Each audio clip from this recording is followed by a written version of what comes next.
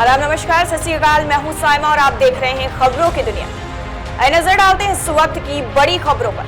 विदेशी राजनयिकों के जम्मू कश्मीर के 2 दिवसीय दौरे के बाद यूरोपीय यूनियन ने कहा कि उसने जम्मू कश्मीर में जिला परिषद चुनाव, डीडीसी और 4G इंटरनेट सेवाओं की बहाली जैसे हाल में उठाए गए कदमों का संज्ञान लिया है और उम्मीद है कि विधानसभा चुनाव कराने सहित अन्य कदम जल्द ही उठाए जाएंगे। दिल्ली में लाल किला हिंसा का मास्टरमाइंड और 1 लाख रुपए का इनामी पूर्व गैंगस्टर लखा सिंह सिधारा ने एक बार फिर से भड़काऊ वीडियो जारी किया है। लखा ने पुलिस को खुलेआम चेतावनी देते हुए 23 फरवरी को एक प्रदर्शन का ऐलान किया है। यह प्रदर्शन बठिंडा में करने की बात कही गई है। उसने वीडियो जारी करके इस प्रदर्शन में पंजाब से ज्यादा युवाओं को शामिल होने के लिए कहा है। गाजीपुर नौनहरा थाना क्षेत्र ग्राम सभा डारीडी में जलभराव के कारण लोगों में बीमारियों का खतरा बना रहता है। ग्राम प्रधान भी इस तरफ कोई ध्यान नहीं दे रहे। आपको बता दें कि विकास खंड मोहम्मदाबाद में 7,87,000 की इंटरलॉकिंग सड़क का निर्माण मोहम्मदाबाद की विधायक अलका रॉय द्वारा संपन्न कराया गया था।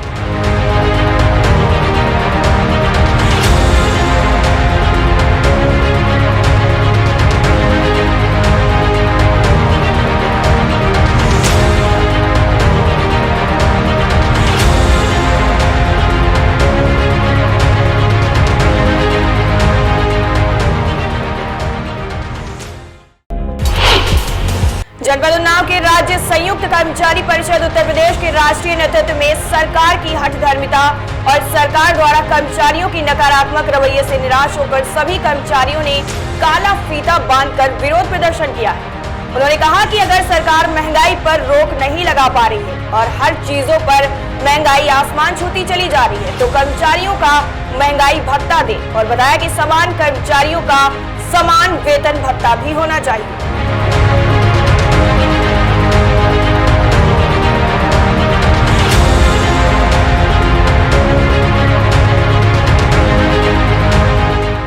यहाँ पर किस तरीके का कार्यक्रम किया गया है, काला फीता बांध के क्या है?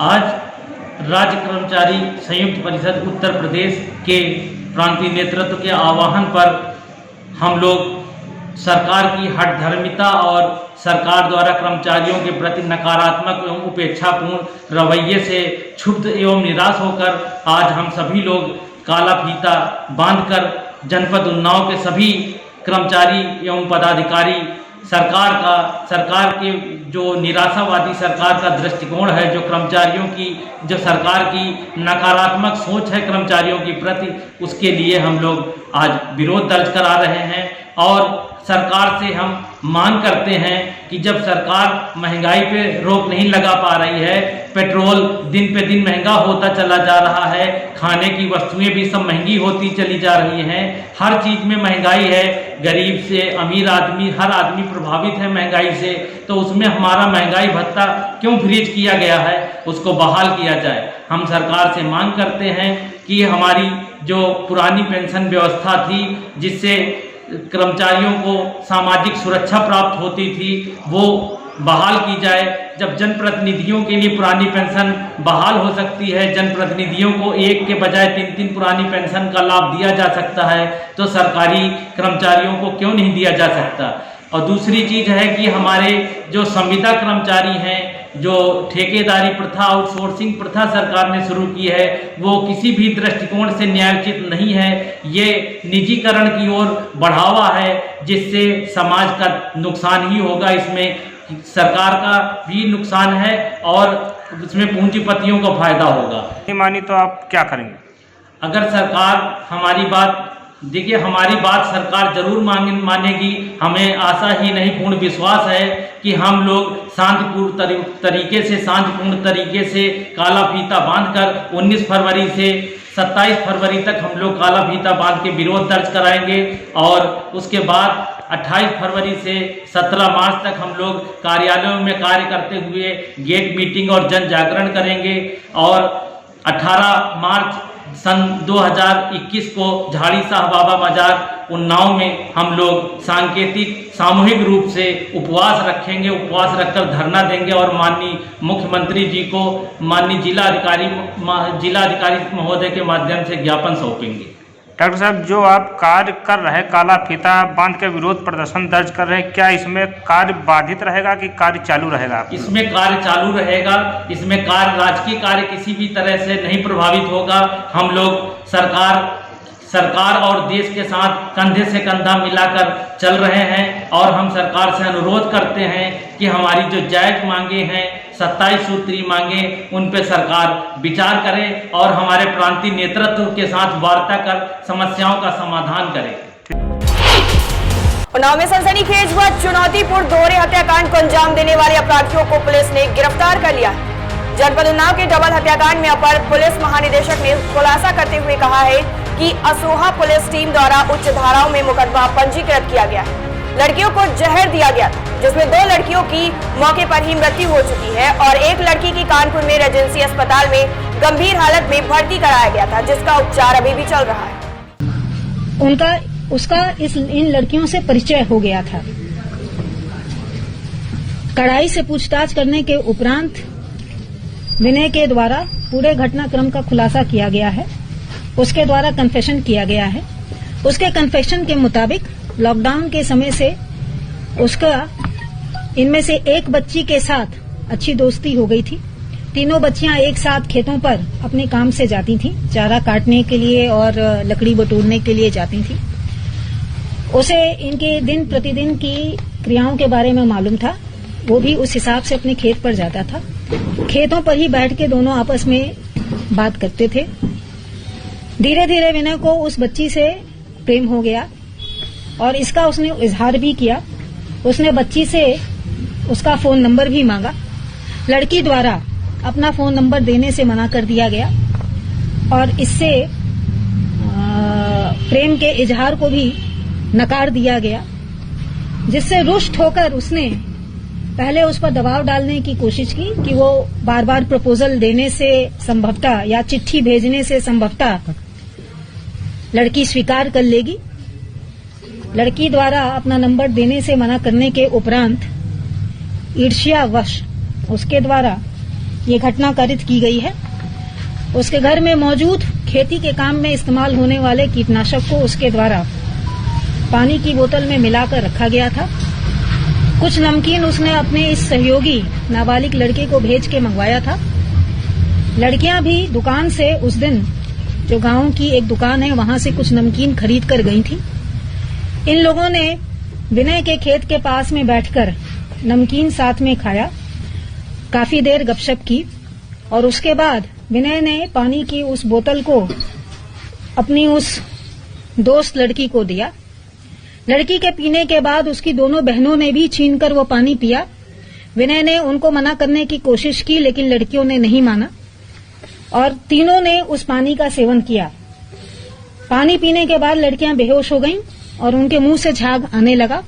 इन अपराधियों से बातचीत में कोई क्या ऐसी बात सामने आई? पीएम रिपोर्ट में, जैसा मैंने कल बताया था आपको, किसी भी तरह की जाहिरा या गुम चोट नहीं पाई गई थी। किसी भी तरह के असॉल्ट के लक्षण नहीं पाए गए थे और इसके स्टेटमेंट में भी किसी प्रकार के असॉल्ट की बात नहीं कही गई है। घटना के दौरान किसी लड़की के पास मोबाइल था? इस बात की मौके से पुष्टि नहीं हो पाई है। आपको इस बात का ध्यान रखना पड़ेगा कि घटना में लड़कियों के पास सबसे पहले उनके पारिवारिक जन पहुंचे थे। उन्होंने उन बच्चियों को वहां से उठाया था, गाड़ी पर लाद के अस्पताल ले जाने की कोशिश की थी। गांव के किसी एक सबरान व्यक्ति के द्वारा पुलिस को खबर दी गई थी। पुलिस फर्स्ट रिस्पॉन्डर नहीं थी। घटना पर बच्चियां जब खेत में पड़ी थी तब मौके पर नहीं पहुंची। तो मैम, फैमिली अभी अलेज कर रही है कि एफआईआर में सब डिटेल्स नहीं है, कि उनके हाथ पैर बंधे हुए थे और वो एक उसके ऊपर एक पड़ी हुई थी। फैमिली से बात हुई है। फैमिली ने जैसा हमें लिखकर दिया था, जो भी तहरीर दी थी, हमने उसी के हिसाब से ही एफआईआर लिखी थी। 302, 201 की धारा लगाई थी। अज्ञात में उन्होंने लिखवाया था, हमने अज्ञात में ही लिखा था और जिस घटना में जो जैसा उनको बच्चियां मिली थी, उन्होंने उसी का वर्णन देते हुए हमें एफआईआर लिखवाई थी। इसलिए फैमिली के द्वारा जो भी हमें बताया गया था तथा उनके जो भी बयान आए थे, उसके अनुरूप ही हम लोगों ने अपनी तफ्तीशें आगे बढ़ाई थी। आपके मुताबिक अब ये पूरा केस क्रैक हो चुका है? नाउ अभी हमारी विवेचना जारी है, प्रचलित है। अभी हमको जो कन्फेशन प्राप्त हुआ है, हम उसको तस्दीक करा रहे हैं चूँकि ये आज ही अरेस्टिंग हुई है, इसलिए इसके कन्फेशन के एक एक हिस्से का हम सत्यापन कराएं। शाहजहांपुर में सहयोग सामाजिक संस्था खुटार द्वारा छत्रपति शिवाजी की जयंती का कार्यक्रम। खुटार के मशहूर चिकित्सक, समाज सेवी, नगर पंचायत अध्यक्ष अनुपम शुक्ला के पिताजी डॉक्टर कृष्ण मुरारी शुक्ला ने शिवाजी के चित्र पर माल्यार्पण करते हुए पुष्पार्चन किया और कहा कि जीजाबाई की शिक्षा से प्रेरित होकर शिवाजी ने सभी कलाओं में निपुणता अर्जित की थी। वहीं इस मौके पर सहयोग संस्था के प्रदेश अध्यक्ष RSS संचालक योगाचार्य अरविंद सक्सेना मौजूद रहे। आज सहयोग NGO खुटार छत्रपति शिवाजी की जयंती डॉक्टर KM शुक्ला वरिष्ठ चिकित्सक समाज सेवी के यहाँ पर क्लिनिक पर मनाने के लिए सब एकत्र हुए हैं। हमारे मध्य में हमारे NGO के संरक्षक सूर्यप्रकाश तिवारी जी हैं और हमारे संरक्षक प्रदेश मंत्री सुशील मिश्रा जी हैं।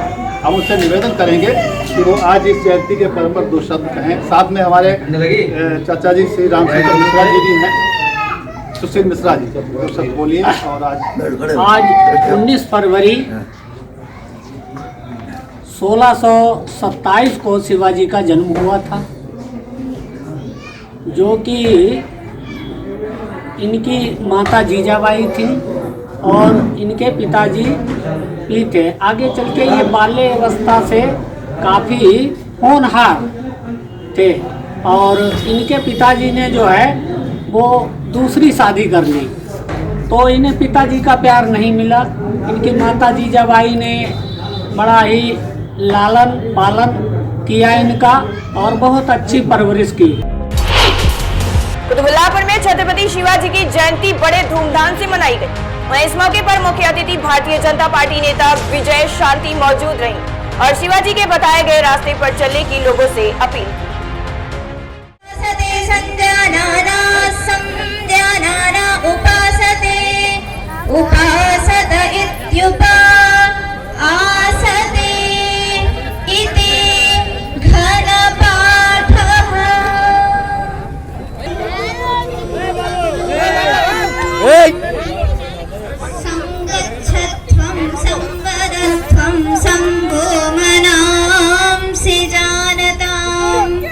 देवा भागै यथा पूर्वे संजानाना उपासते अथ घनपाठः ॐ संगच्छध्वं गच्छध्वं सं संगच्छध्वं सं संगच्छध्वं सं संगच्छध्वं सं गच्छध्वं सं संगच्छध्वं गच्छध्वं संवदध्वं वदध्वं संगच्छध्वं गच्छध्वं संवदध्वं संवदध्वं वदध्वं सं संवदध्वं सं संवदध्वं सं संवदध्वं सं। भागवत कथा के छठे दिन में श्री कृष्ण लीला माखन चोरी की कथा संपन्न हुई, जहां पर 7 दिनों की भागवत कथा का आयोजन किया गया है, जिसमें छठे दिन श्री कृष्ण बाल लीला माखन चोरी की कथा को सुनाया गया। वहीं सैकड़ों की संख्या में भक्त पहुंचकर श्री कृष्ण बाल लीला कथा का श्रवण किया।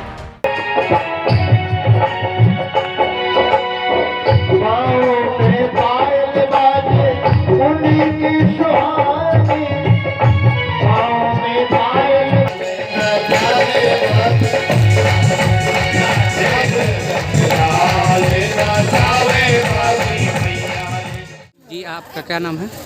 मेरा नाम अवधेश मिश्रा किंकर है, ललितपुर से आते हैं। आज किस प्रकार का कार्यक्रम यहाँ है? आज भगवान श्री कृष्ण की बाल लीलाओं में माखन चोरी, माता के प्रेम में ये शक्ति है कि भगवान को भी बाल रूप में रहना पड़ा है और ये भक्ति के कारण ही होता है। भक्ति के कारण ही हम भगवान को प्रसन्न करके बालक रूप में उसे अपनी गोद में ले सकते हैं, क्योंकि भगवान तो भाव का भूखा होता है। इसलिए ये जो कथा के माध्यम से भगवान की लीला चल रही है, आज उसकी लीला में माखन चोरी है और भगवान शंकर का गोकुल में आगमन हुआ है और अब आगे की कथा में चीरहरण है, काले उद्धार है और इसके बाद गोवर्धन पर्वत की पूजा है। यहाँ तक कि आज की कथा जाएगी। इसके माध्यम से लोगों के लिए सद्भावना से जोड़ना है, क्योंकि हमें संसार को बदलने के लिए हमें पृथ्वी को नहीं बदलना है, आकाश को नहीं बदलना है, सूर्य को नहीं बदलना है। हमें अगर संसार में कुछ बदलना है तो व्यक्ति के मन को बदलना है। जब मन बदलेगा तो समाज बदलेगा, समाज बदलेगा तो देश बदलेगा, इसलिए देश बदलेगा तो सद्भावना होगी। इसलिए इस संसार में सद्भावना की आवश्यकता है। इसलिए हमें जंगल, जमीन, पेड़, वृक्षों, सूर्य, चंद्रमा को नहीं बदलना है। अगर संसार में कुछ बदलना है तो व्यक्ति के मन को, जो आज का मन कलुषित विचारों से भर गया है, इस कलुषित विचारों के मन की सफाई करना आवश्यक है। मोदी हमारे देश के बाहर की सफाई कर रहे हैं, मन की सफाई कथाओं से और सत्संग। अमेठी में प्रधानमंत्री आवास योजना में बड़ी धांधली सामने आई है। अपात्रों को आवास मिल रहे हैं और जरूरतमंद सिर्फ रास्ता देखते नजर आ रहे हैं। वहीं ग्राम प्रधान व रोजगार सेवक पर ग्रामीणों ने धमकाने का भी आरोप लगाया है। दरअसल आपको बता दें कि ये पूरा मामला तहसील गौरीगंज के अंतर्गत आने वाली ग्राम सभा बघैया कमालपुर का है, जहां प्रधानमंत्री आवास योजना के अंतर्गत गरीबों के मिलने वाले आवासों में जमकर धांधली हो रही है। पात्रों की जगह अपात्रों को आवास दिए जा रहे हैं। ग्रामवासियों ने ग्राम प्रधान पर आरोप लगाते हुए कहा कि जिनके मकान पहले से ही बने हुए हैं उन्हीं लोगों को फिर से आवास योजना में आवास मिल रहे हैं। इसकी शिकायत ग्राम सभा के कई लोगों ने की, जिस पर ग्राम प्रधान के द्वारा जिन अपात्रों को आवास योजना का लाभ मिला है उन्हीं लोगों को शिकायतकर्ताओं के घर भेजकर खुलेआम धमकी दी जा रही है। क्या समस्या है? हमारे ग्राम सभा बघैया कमालपुर तहसील गौरीगंज जनपद अमेठी में प्रधानमंत्री आवास योजना आया है, जो है आवास मिला है, और जिन लोगों को आवास दिया गया है उन लोगों का पक्का मकान है, उनसे रिश्वत ली जाती है। पंचायत मित्र और प्रधान लेते हैं विनोद पासी, और हम लोगों को शिकायत दिए हैं कुछ लोग सारे जन मिलके। हम लोगों का घर लगभग 1.5 साल पहले 2 साल पहले गिर गया। हम लोगों को आवास नहीं दिया जाता है, और आवास उन्हीं लोगों को दिया जाता है जिनका पक्का मकान है, और प्रधान और पंचायत मित्र मिलके भड़काया जाता है उनसे। जिनका पक्का मकान है आवास दिए हैं उन्हीं से भड़का करके हम लोगों को दबाव देते हैं कि इनको मारो पीटो, ऐसा कहते हैं। हमें सरकार से ये अनुरोध है कि हम लोगों की सुरक्षा की जाए और हमारे मकान जो है बनवाया जाए, हम लोगों का आवास दिलाया जाए।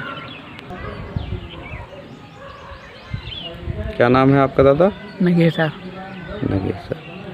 क्या नाम है आपका? महेश सर। आपका घर गिर गया, आपको आवास नहीं मिला? नहीं मिला जी।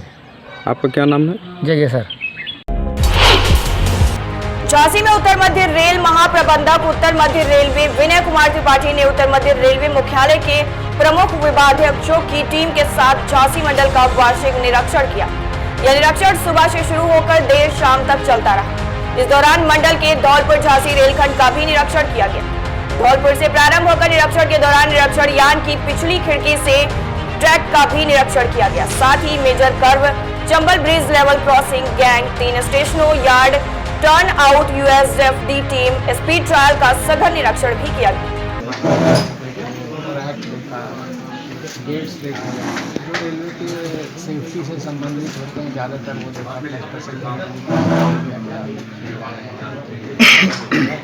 सर ट्रेनें प्रॉपर कब तक चालू हो जाएंगी?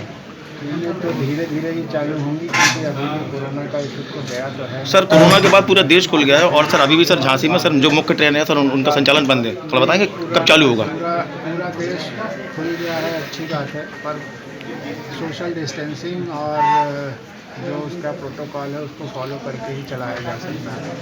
नहीं तो कोरोना बड़ी महामारी है, उसको हमें पहले लेना नहीं चाहिए। सर जनरल टिकट के लिए आज भी यात्री परेशान हो रहे हैं, तो इसके लिए क्या व्यवस्था करेंगे आप? धीरे धीरे जनरल टिकट जो वैसे अनरिजर्व ट्रेनें भी चलेंगी, ऑलरेडी चलना शुरू हो गई हैं। हिंदुस्तान में कुछ गाड़ियाँ चलने लगी हैं, धीरे धीरे वो भी शुरू होंगी। सर कुछ कमियाँ पाई गई निरीक्षण में? सर निरीक्षण में कुछ कमियाँ तो हमेशा पाई जाएंगी। नुकसान कितना हुआ? सुधारेंगे लोग और काम करेंगे, पर ऐसी कोई बड़ी कमी नहीं पाई गई जिसके कारण की कोई विशेष प्रॉब्लम हो। कमी तो हमेशा हर सिस्टम में इम्प्रूवमेंट की गुंजाइश होती है सिस्टम। सर सीपी वाला ब्रिज कब तक चालू हो जाएगा? कौन सा वाला? सीपी वाला over. Sir CP over bridge के लिए डेट मिल रही है, तो क्या अब भी सर कोई डेट मिलेगी क्या? मार्च 21 मार्च 21 तक पक्का हो जाएगा। ठीक है। फिलहाल अभी के लिए इतना ही। बने रहिए मेरे साथ और देखते रहिए खबरों की दुनिया।